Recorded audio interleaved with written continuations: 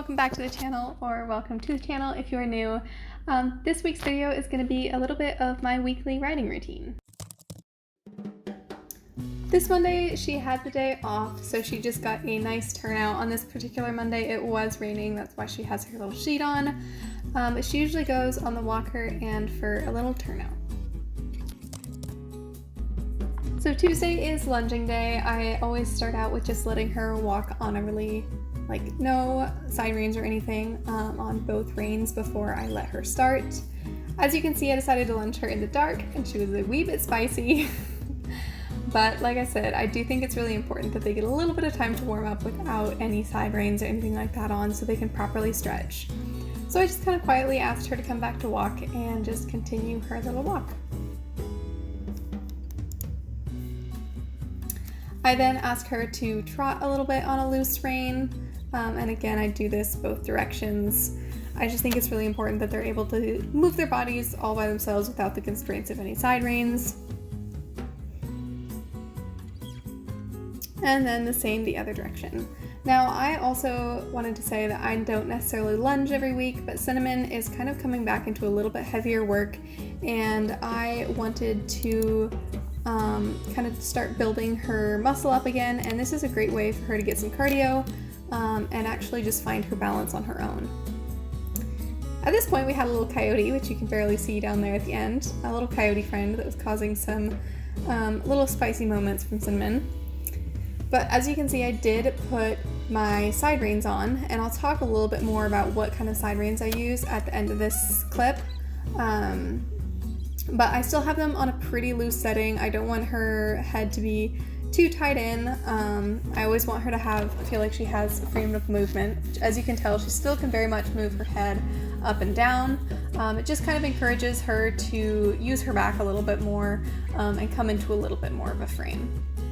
So I always walk her with the side reins on for a little while and then go into trot, and I do the same both directions.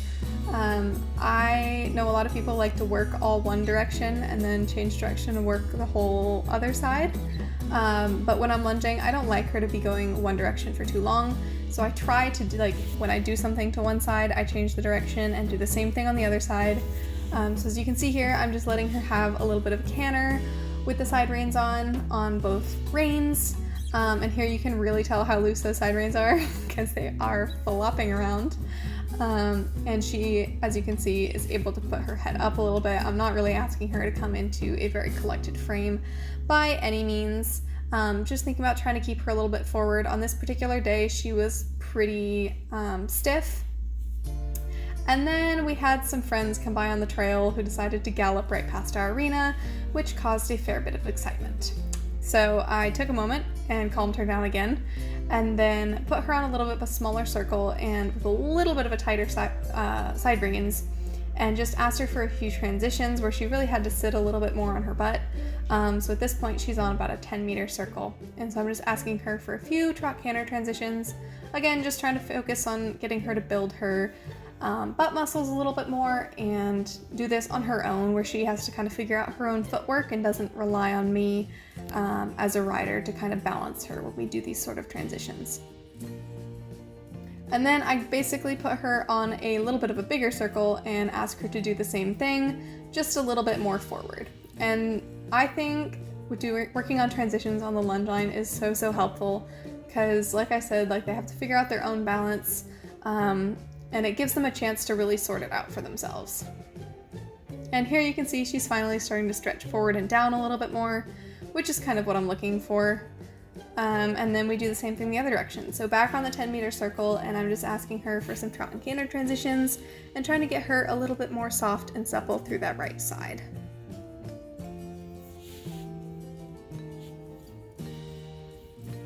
And then again, putting her on a little bit bigger circle and asking for the same thing.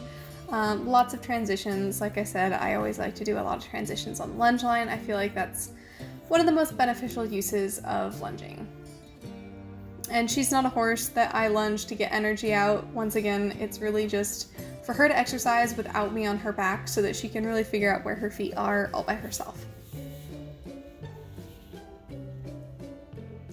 And without further ado, I'm going to cut to explaining a little bit more about my side reins.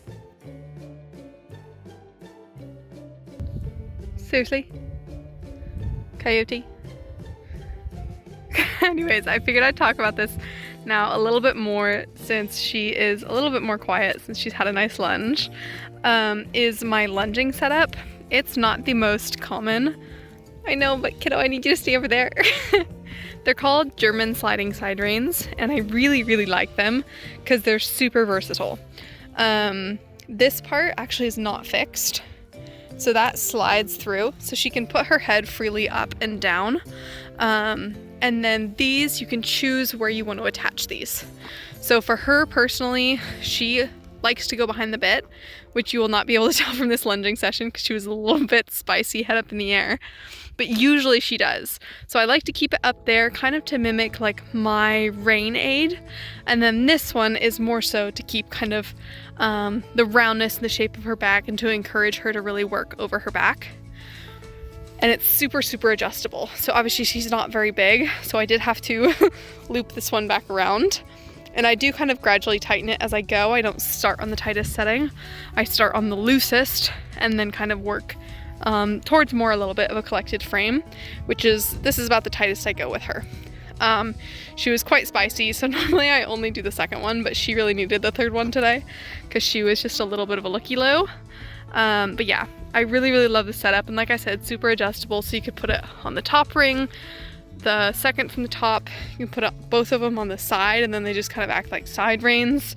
And then she also does have a clip under here that you could attach one of them to if your horse has a lot of issues with like not wanting to put their head down. Not to say that you should be forcing your horse's head down, but to encourage it.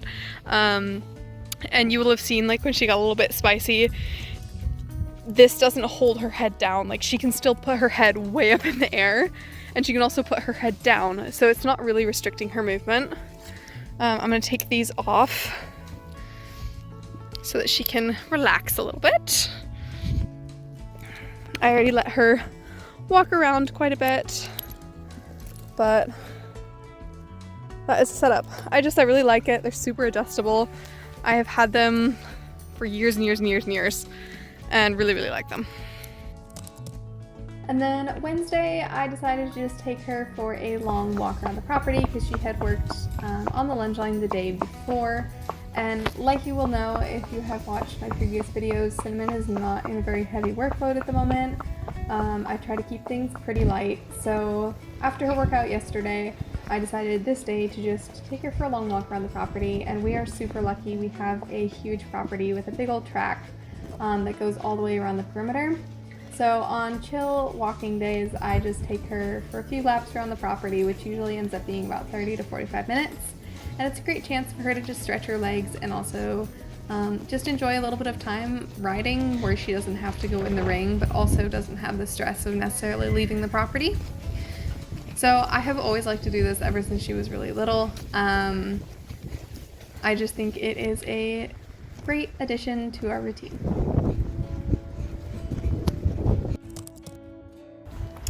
Alright, and then Thursday is trail day. So this is the same route we usually take. I've taken you guys with me on trail rides before down this direction, but essentially we walk down a little wash under the freeway, and then there is a giant park that we can wander around and explore, and there's lots of places to trot and canter. So this is my kind of trail day where I do a little bit more fast-paced work.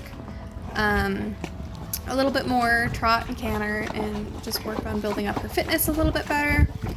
So here we just kind of finished walking through the wash, and then up here she got a little bit spooked by some quails.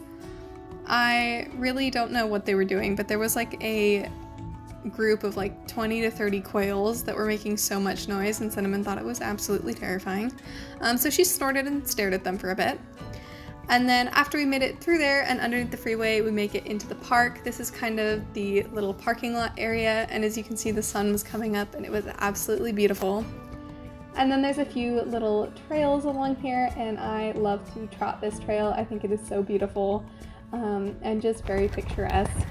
Ooh. So here I asked her to just do a little bit of trot. Somewhere along here, I actually didn't catch it on film. She got scared of a homeless person living in a bush, and we spun around a little bit, but for the most part, she was a very good girl. I feel like that's an honest thing to spook at. And then further on down here, again, just like some really nice trotting areas. And then this particular path is one that I actually usually canter on the way back. So I just wanted to let her trot through here a little bit. And then you'll see there's also a tree that fell down literally. Oh my goodness, there's a tree! She was like, oh my goodness. Goodness gracious. So she was a good girl and she just kept going. And here we decided to go for a little gallop, and I am going to stop talking so you can hear my commentary.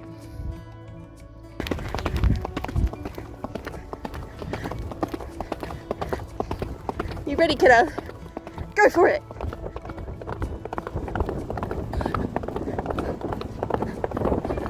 Woo! Good girl! So after that little blast, I just let her walk. I did a fair bit of trot and then just brought her down to a walk and made her walk the rest of the way home so she could properly cool out. And here we are almost all the way back home again.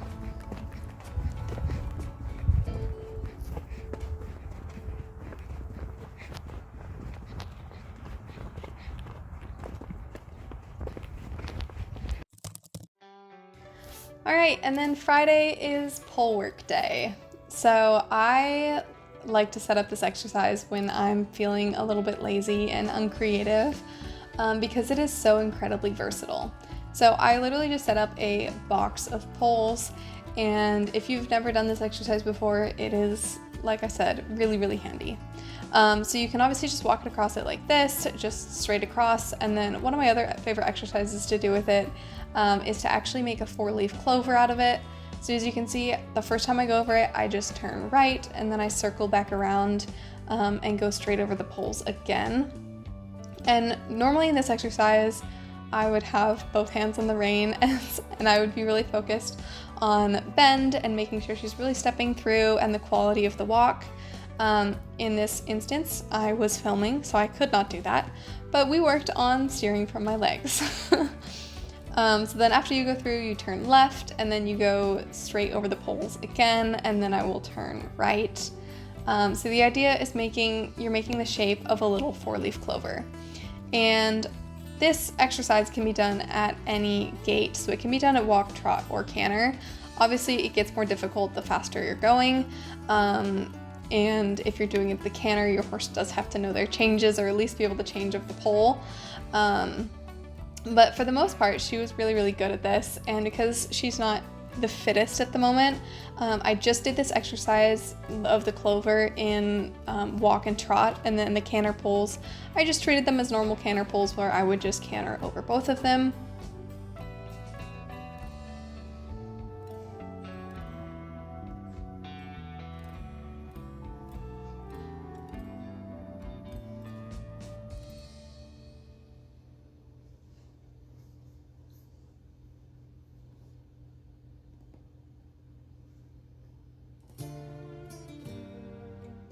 So here we are just doing that same exercise, but in the trot.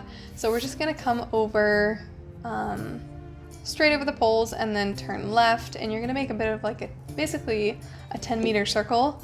And then you're gonna come straight over the poles again.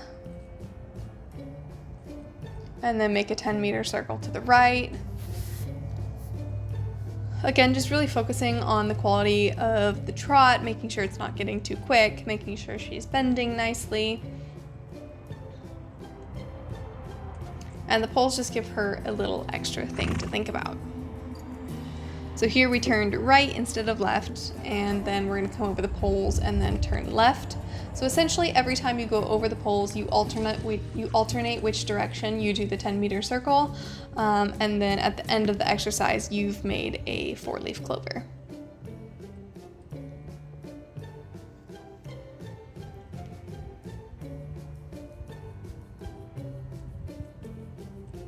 And there she gets a pat for being a good girl. Alright, so then here we are just picking up the canter. Please excuse my riding in this clip. Both Cinnamon and I are pretty out of shape. So my riding is not the prettiest, but It's all right. We're getting stronger. We're getting better. But I was really, really impressed with her. She honestly handled this so well. So here we are just coming around in the canter. And the other thing that's really nice about the poles is they are very, very well spaced for canter poles if you just set them up in a box. And something that was told to me a long time ago, but if you correctly space out trot pole or canter poles, it should actually be the same distance as trot, like you should be able to trot over them easily as if there was a pole in the middle, if that makes sense. So here we are just coming over the canter poles again. She does have a little bit of a short stride, so these were like a little bit of an awkward spacing for her, but I've done it on a full-sized horse and it worked out perfectly.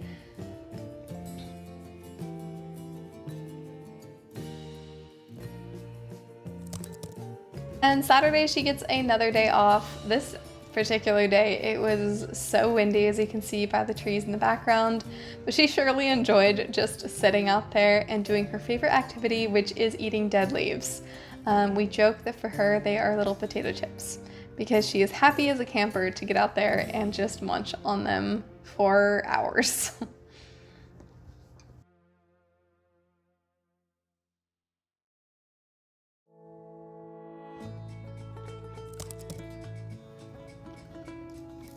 Alright, and then the last day of the week is Sunday. This is the day that I usually either ride in the group lesson or I go out on trail with some friends. So on this particular day, we did go out on trail, and we went the opposite direction out of our front gate that we did on Tuesday or Wednesday when we went out on trail. So this one actually goes up into the National Forest, which is absolutely beautiful. So it walks for a little way down the wash, down to another ranch that's actually owned by the same owners as the one that owns ours. And then once you go past that, it goes into the National Forest, which is amazing that we have access to all the trails that are out there. You literally can walk for hours and hours and hours and still not run out of trail. The good thing about this one is there is also quite a bit of an incline, so it's really, really good for strength building.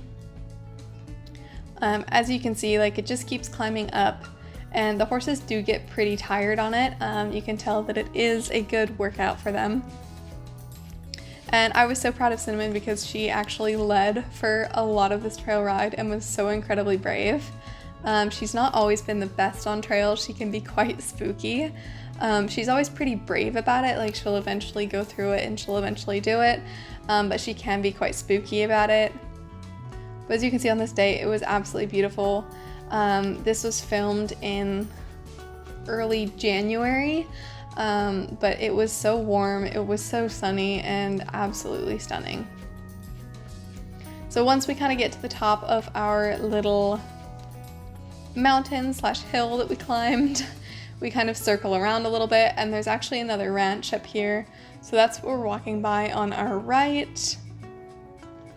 And then it's time to head back down again, and this is where the views just got absolutely incredible.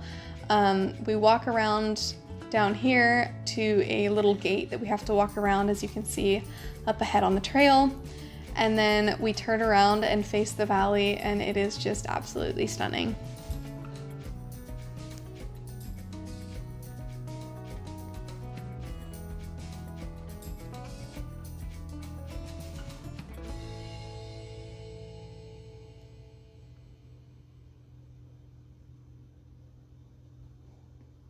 The only bummer is that we do have to go under the power lines, which do make quite a bit of noise, but it's totally worth it for the views and the workout for the horses, and they really seem to enjoy it. I feel like Cinnamon, at least, is always happy to be out on a little adventure.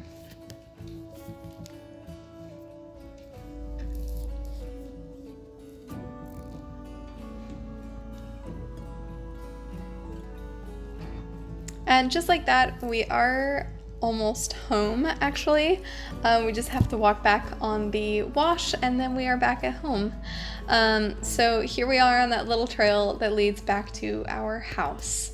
And that wraps up the week, and then the week starts over again. So that's a little bit of what Cinnamon and I have been up to in a week. I hope you guys enjoyed it. I hope it gives you a little bit of inspiration for some different things other than just riding in the ring to do with your horses. And if you have any other fun activities or your favorite activities that you like to do with your horse, please leave them in the comments down below because I'd love to hear them. And I will see you guys hopefully in next week's video. Bye!